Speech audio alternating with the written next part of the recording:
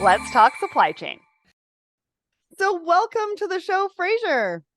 Thank you so much for having me, Sarah. Lovely to be here. Yeah, I'm so excited to have you here. I mean, Beacon only launched in 2018, but has achieved really incredible growth in that short period of time. You've won investment from Jeff Bezos, amongst others, and you have a mission to empower businesses and people across the supply chain. And that is, something that really resonates with me, and I'm certain it will resonate with our listeners as well. So I'm really looking forward to finding out more about what you've done. So let's get right into it. Now, you've had an incredible career with high-level positions at Uber and lastminute.com under your belt. So I'm fascinated by your founder story. What brought you into the world of supply chain and to the point you decided to start Beacon? Um, it's a great question, one that people ask me all the time, because supply chain, as I've learned, a lot of the people in supply chain tend to have been in supply chain for a very long time. There don't Yes. seem to be that many new entrants into supply chain as a category. And I have to confess, it's not something I expected to be doing when I was at the beginning of my career. But I've been in tech for most of my career since the late 90s. I've been in B2C businesses, B2B, SaaS businesses before. But I suppose it was really my time at Uber where I really started to understand and I guess see how technology could influence the way objects actually behave and move in the real world. A lot Right. of the tech that I'd been involved with previously was more data driven. It was more sort of empirically driven in that way. And the further we got into Uber, along comes Uber Eats. At Uber, we launched a business called Uber Freight. And Yes. so in a way, Uber is defined as a mobility business, but a lot of its component parts are quite logisticsy, if you Hmm. will. It's about moving things or people around in a more efficient way. So I think that's where the interest first, led me to look into supply chains, and then the journey just began from there. Once you stick your nose in and you Hmm. start to have a look and see Oh. how things work, you realize what a big world supply chain is and how many Mhm. wonderful problems there are to resolve in it. So that's really how I came to supply chain as a category. It takes a hold of you. Supply chain It takes a does. hold of you, and you can't really break free of it. I mean, You can't, because it's everywhere. It's everything, isn't it? Mhm. It is such a foundational component of, it's the foundations of so much of our world economy. Yeah. And it's so layered. You Mhm. peel one layer of the onion and there's another 20, and you just can't help it. There's just so much there. It's The problem is captivating. narrowing it down rather It's than true. trying to find enough to do. That's the hard part. It's true. It's true. Finding that focus after being captivated by supply Yep. chain. So talk to Yep. us about why you think supply chain is broken. What are the historic Mm. issues? What are the new disruptions? And what's your take on the key supply chain challenges and maybe the impact that they are having? I mean, I've been in Yep. this industry. You talked about people being in this industry Yeah. for Yeah. a long time. I've been in the industry for 25 years. So Yeah. I've seen it grow. I've been Mm. part of that growth in a variety of different ways. So Mm. I'm interested to hear Mm. what you think is Totally. broken and the impact it's having. Definitely. So I want to be so upfront. I actually don't think it's broken. Okay. I think many things work just fine. Um, but I think that's true in the world, at large. Mhm, Lots of things aren't broken; they just could be much, much better. mhm, And I think supply chain is a good example of that, where there are, of course, supply chain has been going on for hundreds, thousands of years. Things have been moving around the world, and they sort of work just fine. But they're constantly improving, and I think what I've observed in supply chains more broadly is that we're at a really interesting moment in the world where technology, telecommunications, the ability to connect disparate and fragmented components right. means that we have this opportunity to advance supply chains meaningfully, like Mhm, transformationally. And I think those big challenges and problems that I see are, you've got so many people participating in making sure these things get to where they need to be, right. or to make sure that you've ordered the right amount of stuff from the right manufacturer, or that you've chosen the right route Mhm, or the right carrier. so many component parts that sort of work. But as I sort of look into those, you realize more and more that most of the problems in supply chain are data related problems. That they're Right. all motivated by data and Hmm. information. And there is so much inefficiency in the world of supply chain. And you see that if you make even incremental changes, they are meaningful in a global sense. So technology is at this weird crossroads where I think the advent of mobile phones, smartphones, GPS tracking technology, carriers and businesses are publishing more and more data. You have this proliferation of tech and hardware and adoption that means you can really start to capture data in Hmm. supply chain to make real meaningful change. And I think that, so it's not that it's broken. I just think there's an opportunity now to extract a huge amount of the inefficiencies that exist. And it's not just inefficiencies in terms of are things running on time. It's also inefficiencies in terms of how people in supply chains work together, Hmm. how they collaborate. You know, Yep. looking at the sign behind you, collaboration, the future of business. Collaboration is the future of supply chains, and Yep. I think that that has been a big piece that's not been really optimized to its fullest, and that's Absolutely. a huge opportunity for supply chains, like many other industries, quite frankly. Yeah, I mean, traditionally, there's been a lot of finger pointing in the Mm, industry, when it comes to at least the movement of freight, because that's my mm, background and that's where I come from. And you're mhm, right. I think the collaboration is the movement of the industry forward. But it's how do we do that? Because now mm, people are looking at supply chains as a competitive advantage for their business. And definitely, so, do we want to share that data? Right? How much totally, do we want to share? How far will we meet somebody in the middle? And how yeah, far will they meet us as well? So there's a lot of push pull here. There's a lot of mm, discussions being mm, had. There is a lot of data, which is mm, great. I think the industry is still trying to grapple, yeah, how to use it, how to yeah, yeah, best use it, where to use it, because it's a totally. domino effect, right? It is a domino effect. You're absolutely right. And you know, I'll sort of start that question with talking about carriers, which is I think that the first question people ask about supply chain data, because the you know the D word, the data word, it's like everyone talks about data. Well, what data are you talking about Right. precisely? You know, And what are so you doing so with it? and what are you doing with it? So you know, the first thing that I think is really important to highlight is the proliferation of data that today is being provided by at origin, meaning who's actually moving the stuff around and how Mm, do you track the thing that's moving. Now, yeah. with Uber, where I was previously, you know, the transformational moment was the intersection of smartphones and Google Maps, and every driver having a smartphone means suddenly you kind of know where the car is, and that's the data point. Where is the vehicle? Mhm. And carriers, certainly in air, has been going on for a lot longer, but the ocean carriers have become a lot stronger at publishing data around the whereabouts of containers or the Right. vessels and so on. And this is some of the data we're talking about. And when people sort of say to me, well, what's in it for the carriers to start publishing APIs with their data and so on, the Right. whereabouts of the container, why should they?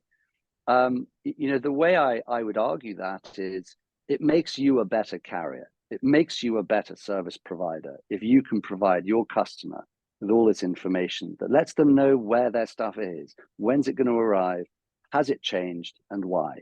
These Mhm. are not things not to share. These are things that make one carrier a more competitive business to Mhm. another one. And I would argue that businesses now demand visibility. They Yeah. want that information, and they're more likely to choose you as a carrier if you can provide that data and visibility that makes their business better. So Yeah. I think once the horse is bolted, you know, once one person does it, Yeah. everyone else has to follow, or you are at a competitive disadvantage. And I Absolutely. think that's how I would view should we or shouldn't we publish our data. I would argue it makes you a better service provider if you do. I agree with that. So let's get down to business. Introduce us to Beacon. Talk to us about Good. who you are, Yep. what you do, how do you help tackle some of the issues that we've been talking about for your Yeah. customers?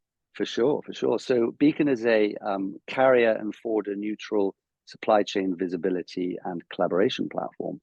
And I like to start with carrier neutral because that's exactly what we are. We really work with the BCOs, the shippers themselves. These are the businesses at the end of the day who are the ones whose goods are being shipped. Mm-hmm. And these are the ones whose businesses can be improved and who can turn a supply chain into their strategic advantage, Right. competitive advantage.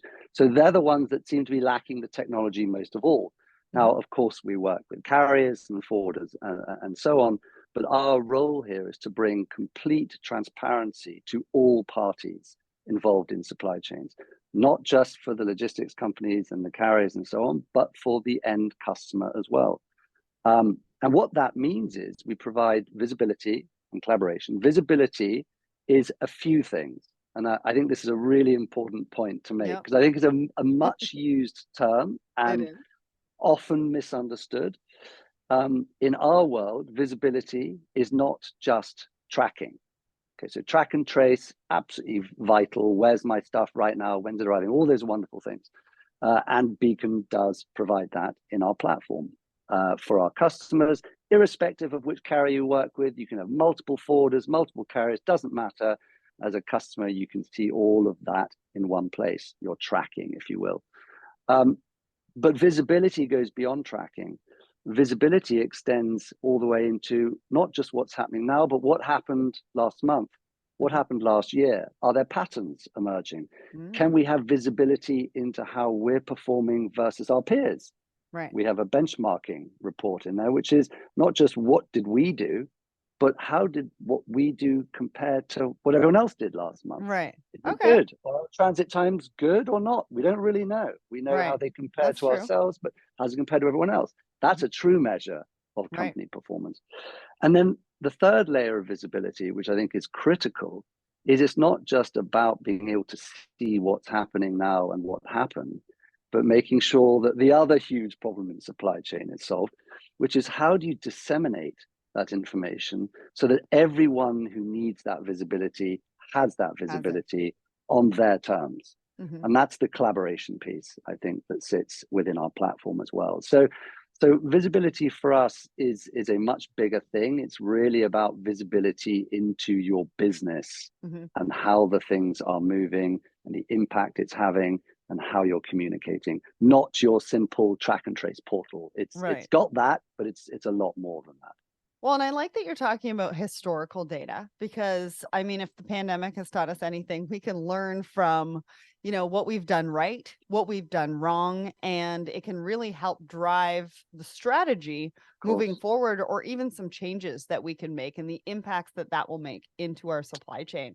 And then, you also talk about benchmarking. Well, what Mm. is everybody else doing? Yeah. You're right. How, like, our transit times, how do they compare to what other people are doing in our particular trade lane? Yep. Or maybe we're looking at a supplier in another region and we want to know what that transit time could potentially look like, or we start shipping from there and we want to make sure that those transit times are also, benchmarking against what Yeah. everybody else is doing in the industry. And that gives you data that you can actually go back to your carriers, your 3PLs and forwarders to say, hey, we've got this benchmarking data that really shows that, we've got 2 days extra transit time. I'm not sure what route you're taking, but let's try to shorten that because we need to make sure that we've got a buffer on this end. And so it really changes the conversations and the dynamics with your service providers. Now, you say that you work with large to small companies. Who is Yep. actually your ideal client? So if I'm sitting there Yes. thinking, I really like what you're talking about, but I'm not sure if Yeah. I'm the right Is fit. it for me? Yeah, of Yeah. course. And that's a great question. So the aspiration, quite frankly, was not where we are today. In my mind, every company on the planet that imports or exports stuff should be Yeah. using Beacon or a platform like Beacon, right? But really, it's something that's universal. If you are in the business of shipping stuff, ocean, air, road, what have you, there is a common baseline set of problems that need to be solved and questions that people have. Mm-hmm. Now, obviously, starting with everyone, everywhere, at all times is a lofty ambition. Where we've begun our journey, it's still a hefty slice, but really our customers begin at around, in that mid-market, around at the lower end, anywhere from 50 to $100 million of turnover is really where our customers tend to begin. And then moving all the way up until we've got customers doing, you know, billions of dollars a year of turnover. So it's really a lower end of the threshold. And the reason why we drew the line there is that the type of problems or challenges that businesses have at the SME end of the spectrum are markedly different from the challenges that businesses tend to have when they've hit that 50, $100 million turnover mark. After that point, it's sort of similar problems, but they just get bigger, you know, and more complex, but they're of the same nature. So that's our sweet spot right now. We cover most verticals, chemicals companies, food and beverage, retail, fast. I mean, we've got a huge array of customer verticals, and you know, but I do have that SME itch. So I think watch this space. I think in the coming year or so, I'm hoping we can start to address those problems too for the smaller businesses. Stay tuned. So Stay Beacon, tuned. Beacon covers 4 core areas. So tracking, which you mentioned earlier, analytics we haven't talked about, collaboration you also mentioned earlier, and carbon, which we haven't talked about. And so I want to dive deeper into a few of them with you today. So first, tracking, because you track 98% of the world's ocean and air carriers, and that is rising. I mean, you've only got 2%, but that's still rising apparently. Yeah. But it's not just, you know, knowing where your shipments are, which is what you mentioned earlier. It's also about comparing performance, getting notifications to stay up to date, and keep your team in the loop. So talk to us about your tracking software. What are the benefits? And you know, I think you also talk about deep visibility to customers' operations. So talk to us about that, because you already explained visibility, but now I want you to explain the deep visibility part and how that's helping your customers' operations. So talk to us about all of that. I know that's a lot to unpack, it's all right, but I really want to do a deep dive into that tracking part of your software. Yes, perfect. Thank you. So tracking, sometimes known as track and trace, and it's a various sort of sayings for it. Tracking is really the foundation of everything, and it's this innocuous thing that people think of as tracking. You know, it's just tracking, right? It's just tracking. Now, there's 2 components here that are important. First of all, you know, businesses around the world, they go, we need to know where everything is. We need to know where everything is. And so, of course, all the carriers and forwarders go around and they're building track and trace portals, and suddenly everyone's got a track and trace portal.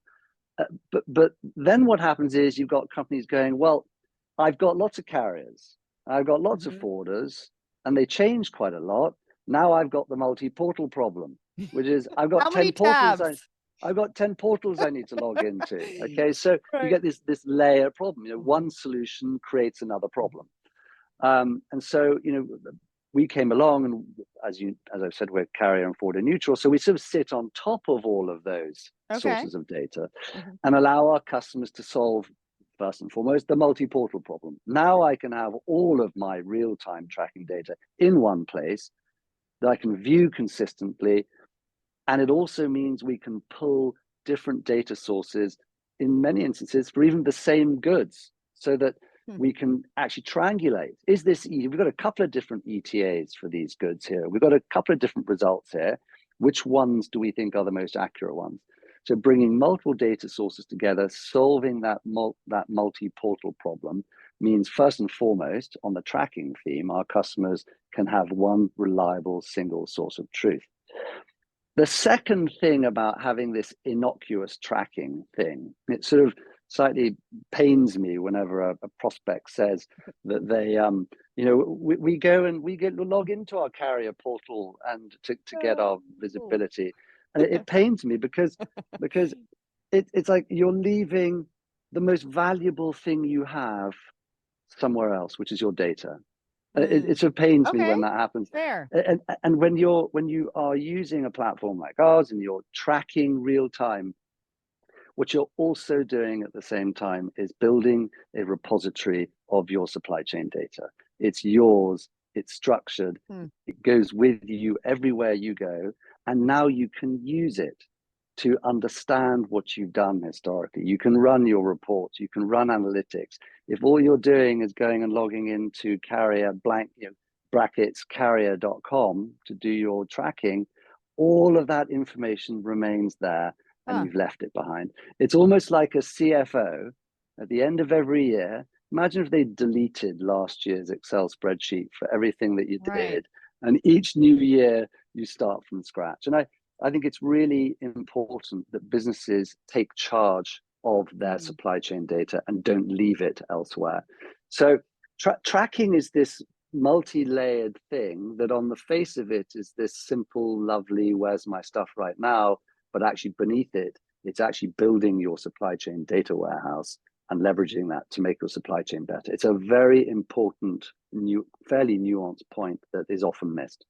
That is absolutely missed because I have not spoken about that yet or really, heard about that. But you are absolutely right. I mean, we do need to hold on to our gold, Of course you which do. is the data that we have. And Yeah, if we are giving it away to somebody else when we go to their website to be able to track it, I mean, when you first started talking about it, all I could think about was the 15 tabs I have open and how right, many times I have to go in and log in and put in a right, container number or whatever that looks right, like to be right. able to track my shipment.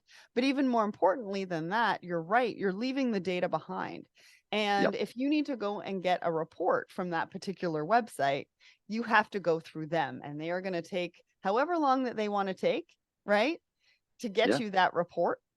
It may yeah, be accurate, it might not be accurate. How would you know? Because you really don't have the data in your own repository. And so that is a really, really great point. And it actually, it goes back to what I said earlier in the fact that nobody necessarily wants to collaborate on data because they're mm, afraid that they're going to give away the farm. mm, But some people already are by yeah. going to other people's websites instead of keeping it It, to it's them. it's the it, it's the inaction. It's not Right. even that. It's not even that they're.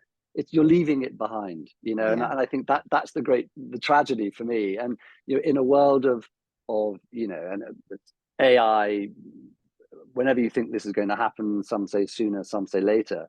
Hmm. If you have in supply chain or any other business, if you have any aspiration to have automation exist within a business unit, Hmm. doesn't matter how great your chat GPT model is, no data, no automation. And so Right. it's really time for businesses to start owning their data and keeping it and not leaving it somewhere else. It's an innocent Yeah. mistake, but I see it happen every day. Absolutely. All right. So let's talk about collaboration and carbon. Yes, So, in respect to collaboration, your solution talks about improving it both internally and across supply chain partners. And then yes. also, you've got a carbon component that I think helps your clients meet their ESG goals. So, talk to us about those two features. Sure. I might start with the carbon one first because I think it follows on sort of from the Perfect. data point, Yeah. actually. Um, we talked about this multi-portal problem for tracking.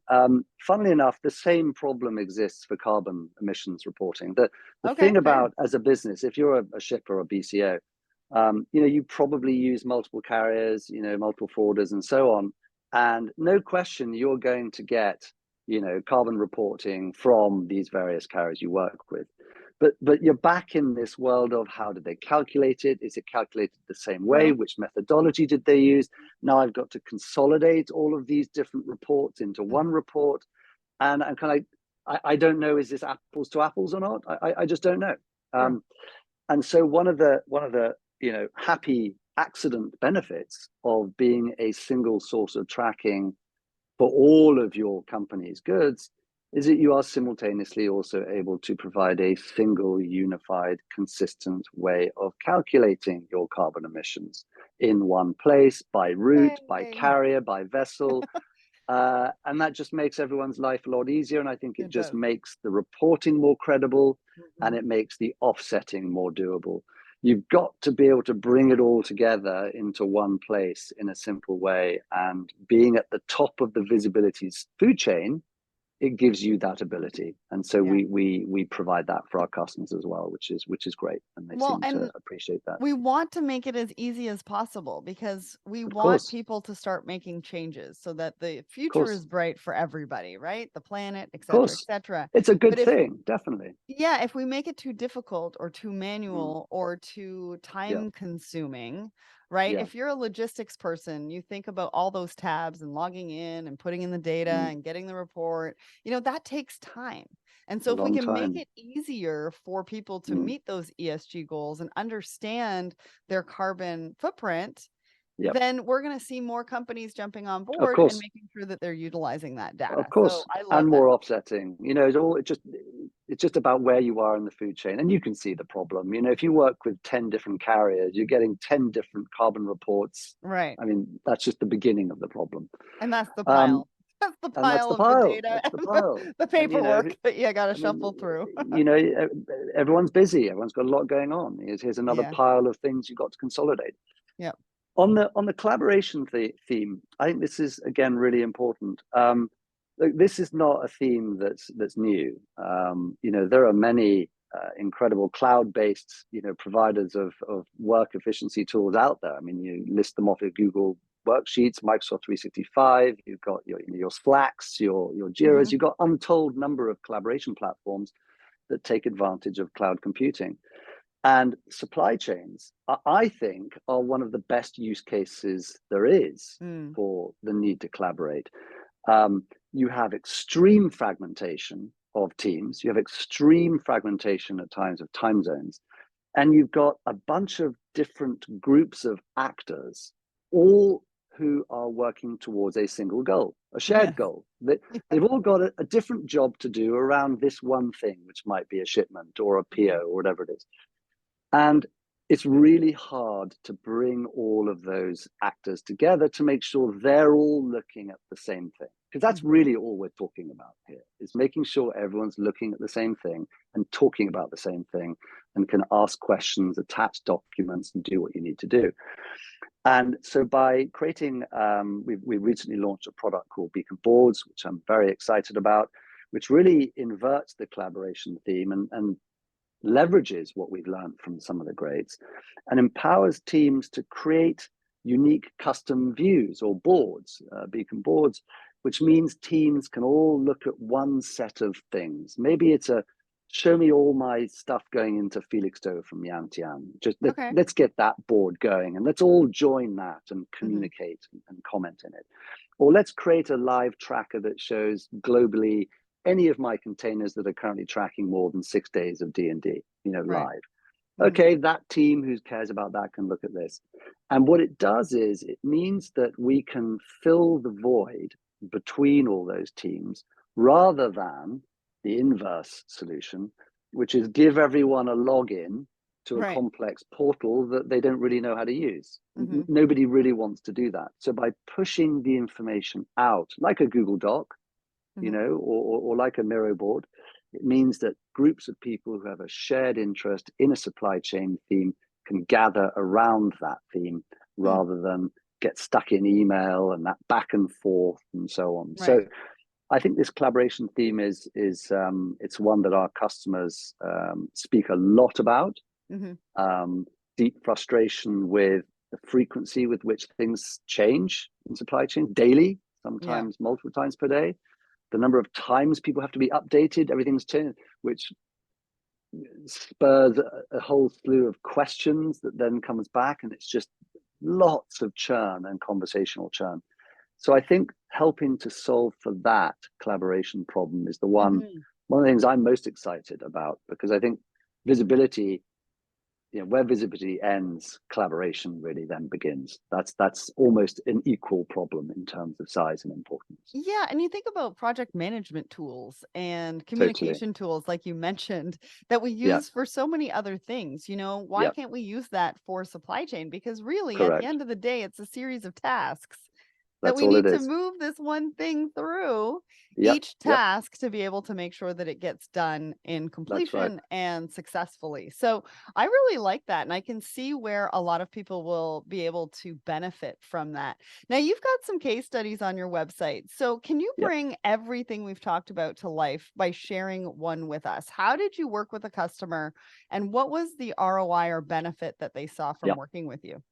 Yeah. So this is really interesting because, and I'm pleased about this, but the benefits and the ROI for so much of what we do are so consistent across our customers, particularly even in segments. It could be food and beverage customers. We've got, so chemicals, clothing. And what's fascinating is that it tends to congregate. The benefits tend to congregate around a couple of key themes. Okay. On the extreme ROI, highly measurable end of the ROI spectrum, which we love, right? Because productivity has always got this question mark I around, know. okay, what is the Okay. ROI? Yeah. But at the Yep. extreme end, of our platform, you've got our detention and demurrage, tracking, which Mhm. allows businesses to monitor each container, each shipment Mhm. down to the day and set their thresholds for whether they've reached certain levels. And this was particularly valuable, not that long ago when D&D was a big deal and freight rates Mhm. were in a very different place. Yep. We saw customers reducing their detention and demurrage 10, 20, 30% just because they knew Mhm. what the actual detention and demurrage was. And that's a And lot they of were money. able to challenge Mhm. what they were receiving from the carrier or the forwarder. You'd Okay. often get told, well, That's the important. D&D is this. And to be able to say, let's just hold on, let's check, and Mhm. to be able to go in and challenge these things is very important. So bringing down those D&D charges Mhm. was very meaningful, has been meaningful. And a corollary to that was it now empowers our customers to go into a contract negotiation with a carrier, knowing historically how much D&D they actually need, Yep. and being able to have a more informed conversation about the nature of a contract. You Mhm. say a carrier might say, well, we're going to offer you this rate and we're going to throw in, 8 days D&D. Isn't that great? And you're able to go in and say, we only ever use 3 on that Right. particular route. Let's talk about bringing that down and maybe lowering the price. So there's sort of a hard money cost-based ROI that we've seen at one end of the spectrum. At the other end of the spectrum, by solving this multi-portal problem, we've had customers say to us that they have reduced the amount of time they spend on the tabs you've just described by, in some instances, up to 80%. So this is a huge reduction of time Wow. spent toggling back and forth. In some instances, they don't even do it anymore. They've Right. gone from 10 tabs to 1, and Mhm. it's the beacon tab. And Right. so there's a huge shift in that. And then when it comes to pulling reporting, carbon reporting, monthly, quarterly reporting on volumes and transshipment and all the rest of it, again, huge time savings, 10, 20, sometimes 50% reduction in time spent creating these sorts of output. So the ROI for our customers has been very measurable, very high. And the R part of ROI, the return, the I part, the investment part, I think they've seen very, very high ROIs, sort of 5, 6, 10 times return on their investment. So I think it's been Amazing. very measurable and high, which is Yeah. encouraging. Absolutely. And if anybody wants to find out more or take a look at some of the other case studies on your website, they can go there to find out more. Yep. Now, a lot of what we've talked about today revolves around data. And Mm, ERP systems aren't necessarily solving as many problems as maybe they say they can. Why mm. is that? And how are supply chain visibility platforms like Beacon helping to solve this big data challenge? I know we talked a lot about it at the beginning, but bring it full circle for us. Yeah. So it's very simple. It's just not what ERPs are built for. Mm, ERPs are built to, I like to use the analogy of an ERP is like a photograph. It's a snapshot in time of your business. What do mhm, my inventory levels look like? Where are things? What are the new dates? What have we got on back order? How many SKUs are in the system and so on? They're snapshots. a visibility platform like Beacons is more like a film, and Mm, it's recording change over time. It's recording every event, every milestone, every change. It helps you to dive in and see, how did we get here, not just where are we now. And so this is a very, very meaningful departure from how an ERP works. And by the way, no discredit to an ERP, that's just not what they're designed for. right. And you know, the Beacon Visibility Platform is designed to complement an ERP. It's not meant to be instead of it. It's meant to Right. sit alongside Integrate. it Mm-hmm. and provide a much more three-dimensional view of the changes happening, rather than just a snapshot of where are things right now. And that's just a fundamental difference of data model, construct, and philosophy. And that's the difference, I think, fundamentally.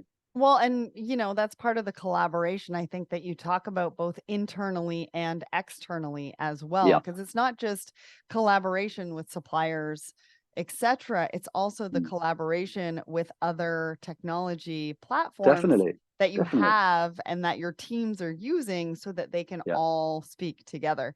Now, when I was doing research for this episode, I found that you talk about empowering businesses large and small. You talk about Mm, bringing the power back to the people.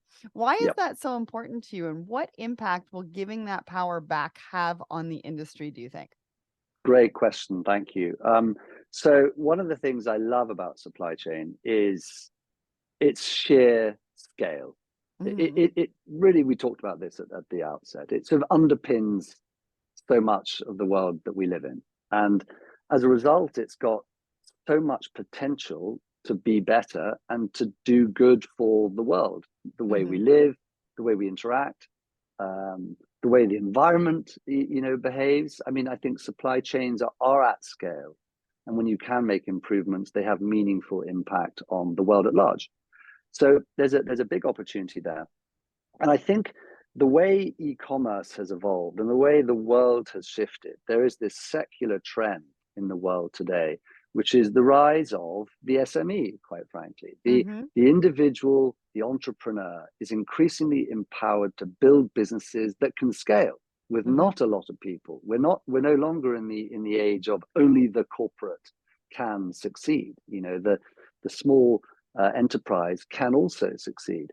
And many tech businesses are in the business of empowering everyone, so that every business, every individual can operate on a level playing field.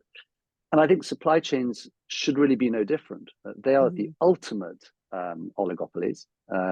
There is mass advantage to being at scale, but with technology, um, the e-commerce businesses, the rapidly growing underbelly of smaller businesses, can also have access to the same benefits and the same opportunities and the same efficiencies that the big guys can. And I think mhm. supply chain is no different in that respect. And I think to be able to expand our product to empower small businesses would be a wonderful thing, and I really Yeah. do aspire to do that, and I hope we can get there. But it really should be for everyone, the same kind of visibility and Mhm. ultimately automation of supply chains. It should be something that the small businesses should have access to as well. So Yeah. fingers And crossed, we'll see.